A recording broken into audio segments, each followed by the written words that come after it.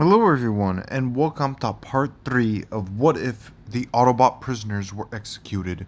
So without further ado, let's get right to it. We start this part off with Megatron, as he enters a cave and it's revealed to be Shockwave's Earth laboratory, where he then meets up with him and tells him what is the progress on Project Predacon. Shockwave then says something differently in this timeline.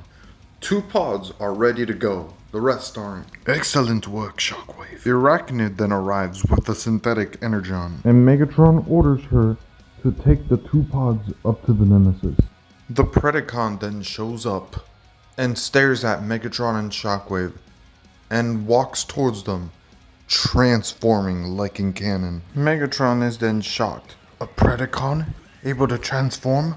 But how? He then already begins to talk to Predacon, who officially names himself. Meanwhile, back at the Autobot base, Ultra Magnus tells Ratchet, where is it exactly that you got the T-Cog for Cosmos? We really don't have anything lying around. And fun fact everyone, this is where Ratchet actually admits that he donated his T-Cog for Cosmos to be born. Ratchet says, "It's okay, Magnus. One time, when B was about to lose his T-Cog for good, I volunteered to donate him mine. But of course, things happened, and he got it back. This time, I had an opportunity. We needed it, so I did it." Ultra Magnus then tells Optimus, and Optimus says thanks to Ratchet's donation, we now have a new member. And the Decepticons will soon fall for what they have done to our brothers and sisters. Ratchet says he soon enough then locates Energon within a mine. And yes, I know in canon there was really no Energon in that mine, but let's just say that there is some Energon that the Autobots were able to detect. So, the Autobots move in, and they're able to defeat the guard Vehicons pretty easily. Cosmos, Smokescreen, and Ultra Magnus move in, finding Shockwave's Predacon laboratory, and they soon enough start getting into a shootout, with Shockwave retreating, but not before starting to bring online the Predacon clones. Cosmos then takes out a grenade, and with Ultra Magnus's permission, he sets the bomb, blowing up Project Predacon, and they then retreat. The 3 Autobots are retreating out of the cave, but that is when a ground bridge opens and Predacon walks through. Seeing the explosion, he then charges at the 3 Autobots, with Cosmos immediately blocking the hit from Predacon, trying to hit Ultra Magnus and Smokescreen. Predacon manages to lift up Cosmos and throws him to the side. Ultra Magnus and Smokescreen immediately open fire.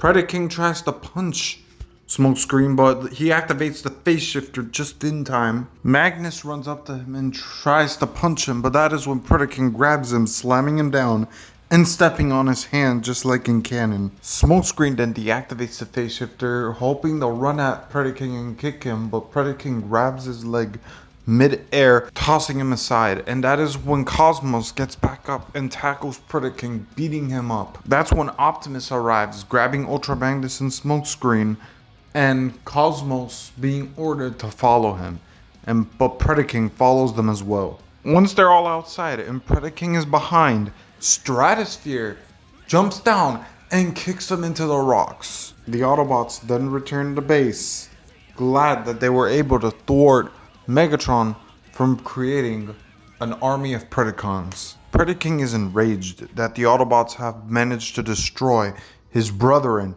who are yet to be born. Megatron then says, "I promise to you, Predacon, the Autobots will pay dearly for what they've done to your kind. However, look behind you." Predacon then turns around to see 2 new Predacons, whom then transform and reveal themselves to be Skylynx and Darksteel. Predacon is slightly happier, but he tells Megatron, "Were they the only survivors?" Over comms, Shockwave then says, "Negative.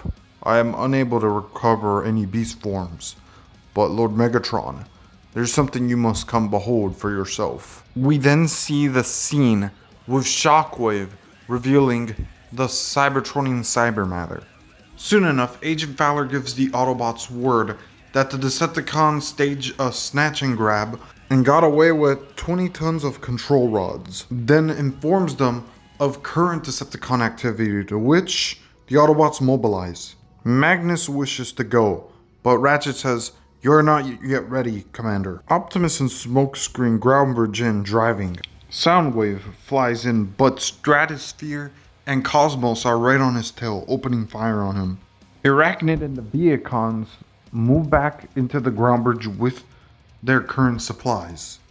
Optimus then transforms, flies up to the air, and begins to open fire on Soundwave, causing him to go down. Meanwhile, he wakes up at the Autobot base, where Optimus begins hard on interrogating him. Get this, in this timeline, Ratchet suggests opening him up, and Optimus nods right away. Do it.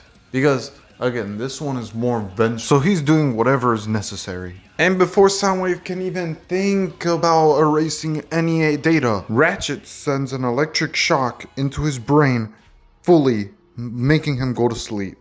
And just as Ratchet said, they rip his head open and take out the data hard drives from him, and they put it into their computers. And soon enough, they find out that Megatron is planning to rebuild the Omega Lock on board his warship. Optimus then says, "We must stop Megatron no matter the cost. He must not be allowed to revive Cybertron. However, with all of Soundwave's data, we may be able to do it ourselves if we are able to claim the warship." Ratchet then says, "Well, looks like we got some work to do." Meanwhile, Shockwave and Megatron then speak about the synthetic energon formula and still come up with the same conclusion that they must capture Ratchet so that he may complete it for them. And so, Laserbeak sets out. Soon enough, a new mission comes up, with Optimus, Ultra Magnus, Cosmos, and Stratosphere going in, and Smokescreen remains to help Ratchet with the information. They arrive, and then that is when they see Skylynx, Predacon, and Darksteel flying in at them. Optimus tells Stratosphere and Cosmos to handle the 3 Predacons while they go in and handle the Decepticons.